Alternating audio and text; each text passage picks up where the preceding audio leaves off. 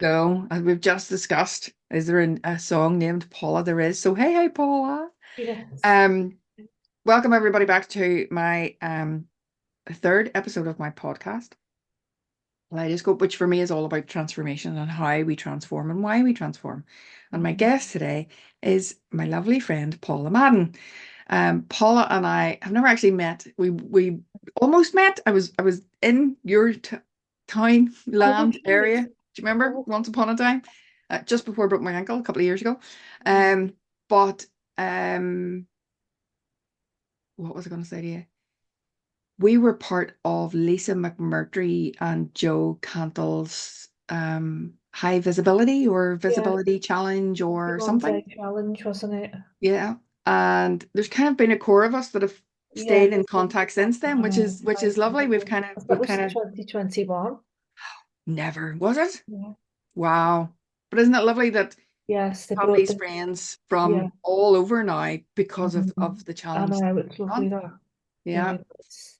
So that's why I was really pleased when you agreed to do this for me because, of Oh, course, thank I you. know your story, but I Mm. would love other people to hear your story because I think your story is such a huge transformation and such a huge indictment and endorsement of the work that we do Yes, that definitely. you're the proof of the pudding type of Yeah. thing. Oh, thank you. Um, Thanks.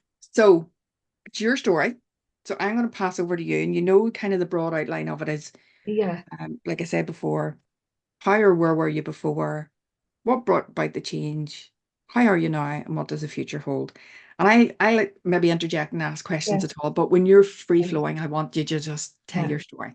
All right. So Do feel free to interject if you want to ask any questions or clarity. lovely. Thank So, you.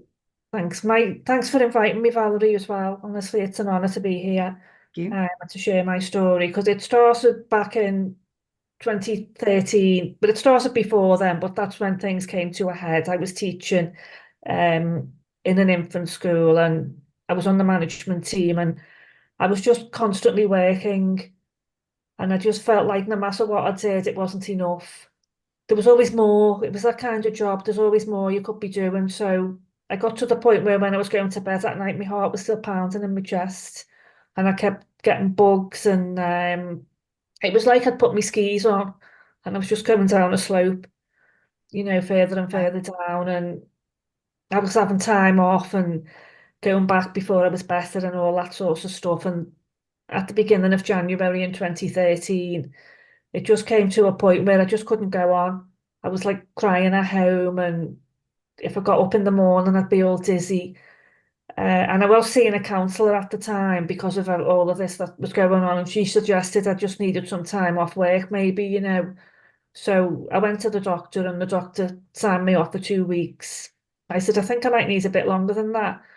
And she said, we'll come back in 2 weeks and we'll see how you are. And I never ever went back because I just got worse.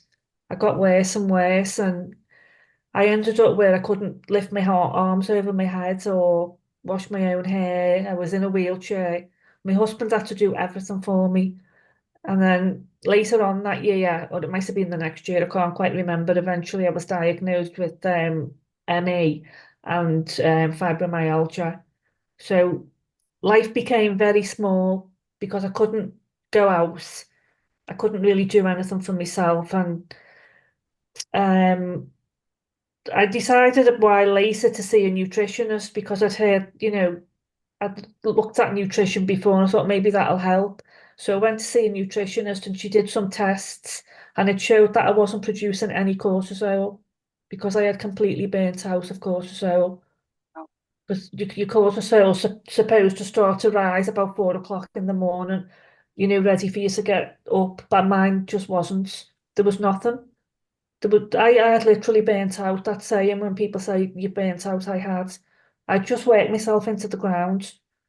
And I think then when I got sick, because it wasn't anything that, except for that, but doctors couldn't find anything like traditional wrong with me. So luckily I had a very good doctor who understood this kind of thing. It was a female, which helped, I think.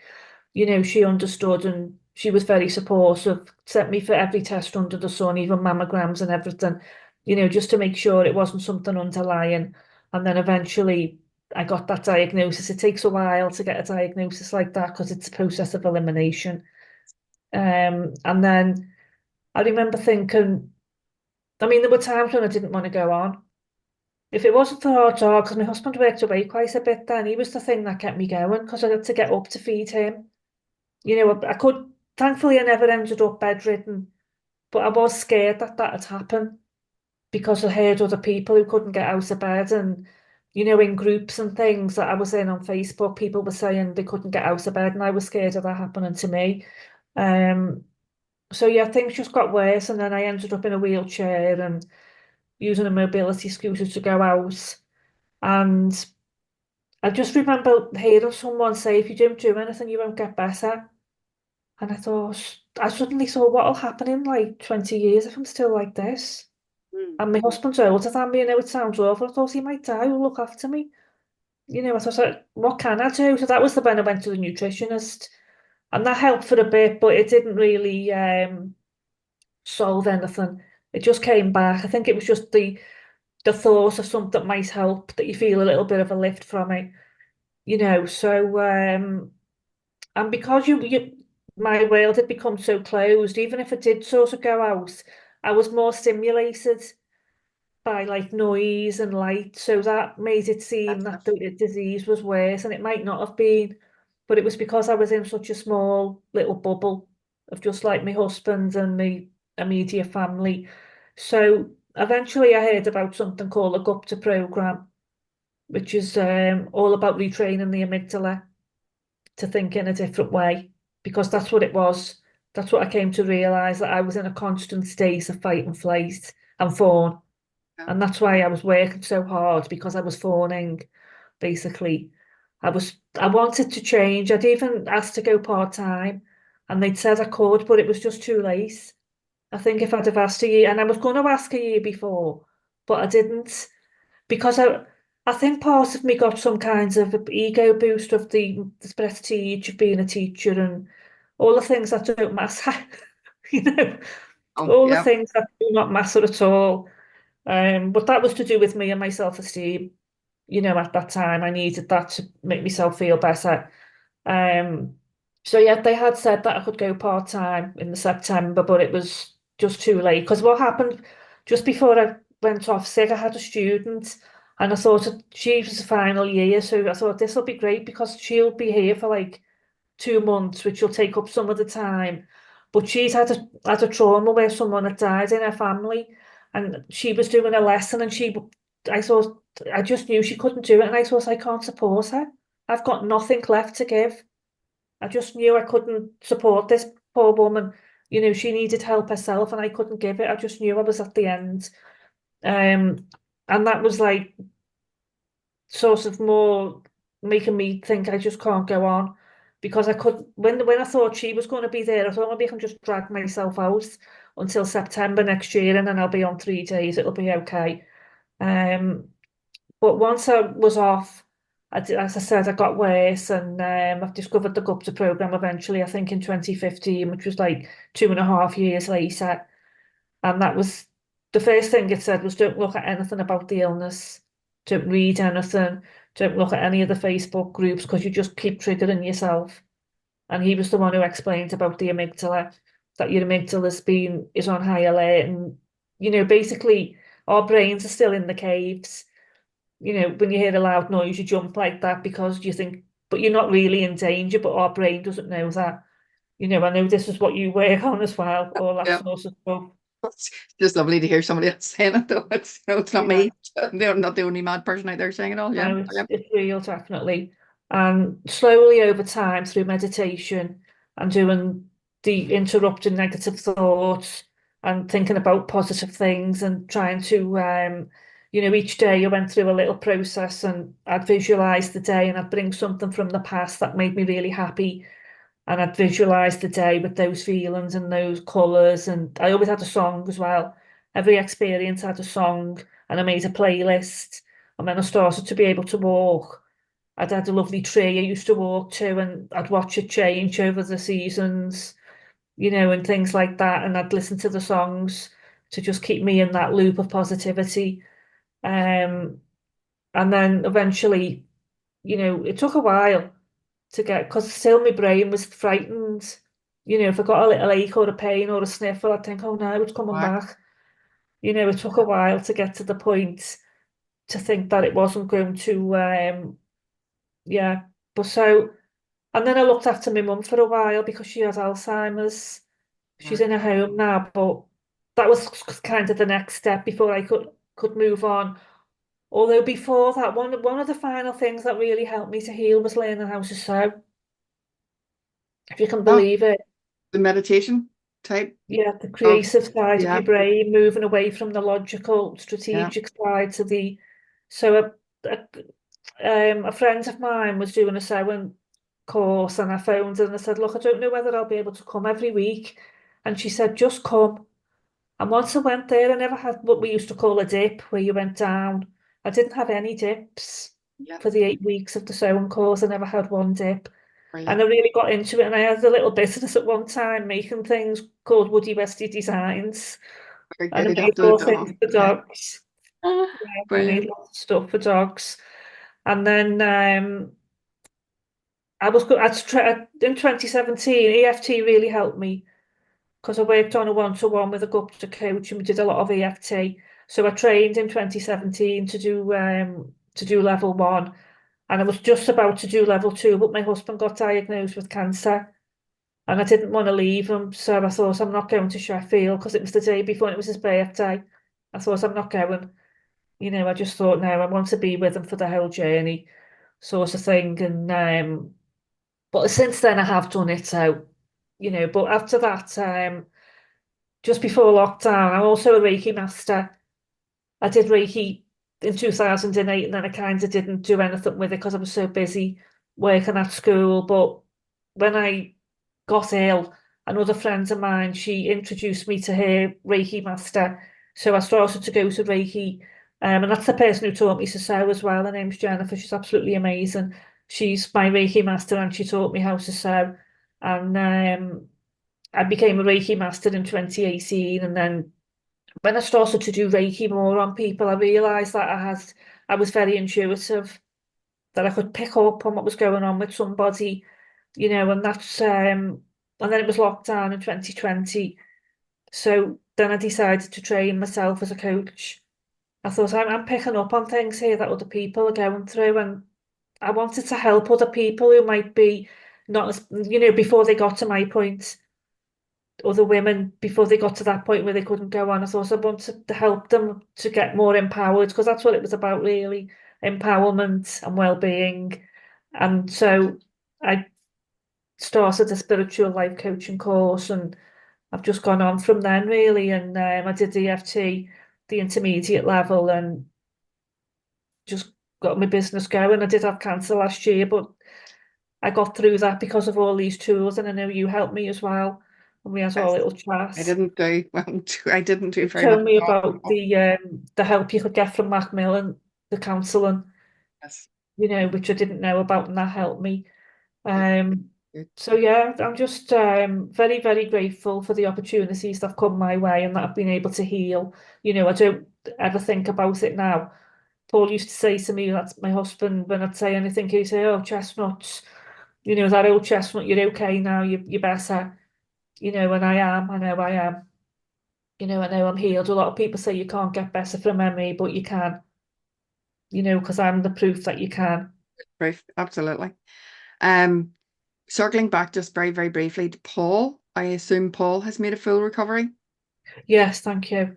So Yes, yeah, very good. yeah, See, we can yes, make full recoveries from all of these things usually. yes, yeah, Depending on how soon it's caught and how well we yes, look after ourselves and things. Yeah. yeah. Very Well, he was good. lucky. He was caught very early, and Very because he good. looks after himself, because Brilliant. his family have all had cancer. So as soon as he got anything, he's right to the doctor, which is important. Very good.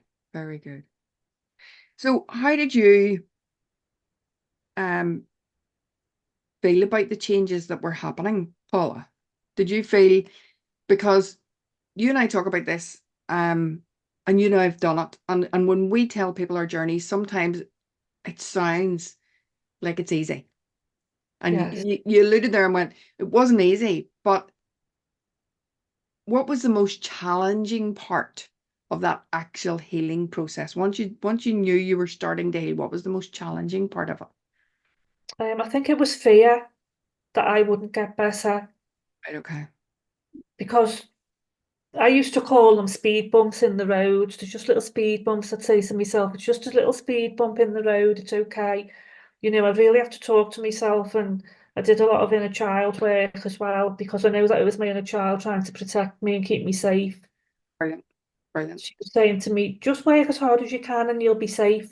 Because what I discovered was that I was a high achiever, but what was underneath all of that was the fear that I wasn't safe in the world, which was totally irrational because it was coming from a child who didn't understand Absolutely. Absolutely. Yeah. that I am I safe. see, I very much see my amygdala as my inner child. So when I'm talking to it's when I get triggered, I actually turn as if I'm talking to her. Oh, Um, that's What's your lovely. problem? Because it gives me then something to focus on rather than this abstract idea of a little almond in the middle of a breathing. Yeah, Do you yeah, know? yeah. I So did talk you, to her as sorry, well. I say, it's okay, you're okay. I'm here to look after you. You don't need to look after me anymore. It's your turn to have fun. You can go and play on the beach. fantastic. And Oh, I yours lost one goes of to the my beach too. friends while Yours goes yeah, to the beach too. Mine goes to the beach a lot. oh yeah, I love the beach. But during the journey, I lost one of my close friends, and she'd supported me all the way through. She had cancer, and she used to come to the house. So, because I was embarrassed to go out on the mobility scooter, so she'd come all the way to the house with me, and we'd go out with the dogs. So afterwards, when I was doing all more of the healing, I'd say to my little girl, she could go down to the beach with Norma and play. With little Norma, and she didn't need to worry anymore about looking after me, sort of Brilliant. thing. Um, so you then had cancer last year, was it? Yeah, Yeah. it's like, yeah, Full clear, no evidence of disease anymore. that's right. Yeah, no evidence, thank God. Brilliant. Yeah. And that happened just as you opened your little clinic, if I remember rightly. You just converted. Yes, the garage. Yeah, Right. yeah, Um, so you were just about to launch. Yeah, yes, I know you were busy, but when yeah, we create a space like that, it's because we're taking yes, the next step up. yeah. So you must have had to take a little bit of a back step I at did. I that had to point again. stop for like 9 months because I had complications before because I got sepsis. I don't know why because I'm quite a healthy person, but and then afterwards I had complications as well. So it took longer than I thought it would. And then even when I started again in September, I didn't really start. I started to sort of look on social media more and maybe start putting posts up, but I didn't really start working with again properly until the following year. I just tried to catch up with people who I had to stop working with at the beginning of 2023 and then tried to catch up with them at the end, but I didn't really take on anything new till the following year, the Right. beginning of this year. So what does the future hold now? I'd like to think that I can carry on helping people, and supporting women and just getting out there more and spreading the message of hope, that there's always hope. Never give up. There is always hope. There's always a solution to your problem.